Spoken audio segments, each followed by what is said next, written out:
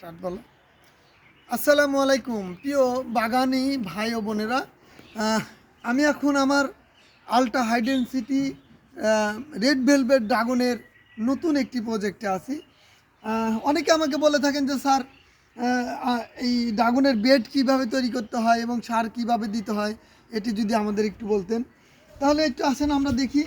আমার আর একটা ভিডিওতে আমরা আপনাদেরকে দেখাইছি যে আলট্রা হাই ডেনসিটিতে কীভাবে করতে হয়, এটি এদিক আর এদিক মিলিয়ে করতে হয়, আপনারা দেখলে বুঝবেন। এটি মূলত 18 ইঞ্চি একটি বেড তৈরি করতে হয়, লম্বায় 18 ইঞ্চি প্রশস্ত,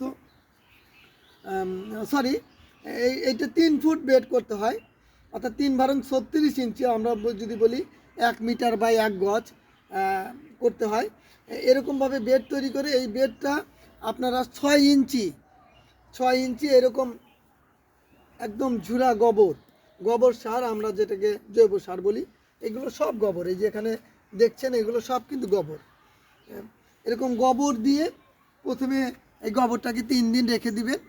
রেখে দেওয়ার পরে এই যে এরকমভাবে কাঠিগুলো লাগানোর পরে আপনারা এরকম চারা সংগ্রহ করে চারাগুলো একদম জাস্ট মাটি থেকে 1.5 ইঞ্চি নিচে, মনে রাখবেন ড্রাগনের শেকড় 6 ইঞ্চির গভীরে কখনো যায় না, সুতরাং অনেকে এতটুক পরিমাণ গাড়েন, এটি গাড়া যাবে না, অনলি 1.5 ইঞ্চি পরিমাণ গভীরে এটি গাড়তে হবে। ড্রাগন যত বড় হতে থাকবে এই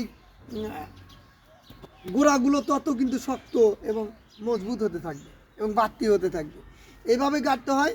আর প্রতি বছর 3বার, একটা এপ্রিলে এবং একটা জুন জুলাইয়ের মাঝামাঝিতে এবং একটা আগস্টের শেষে, এই 4বার আপনাদেরকে সার দিতে হবে।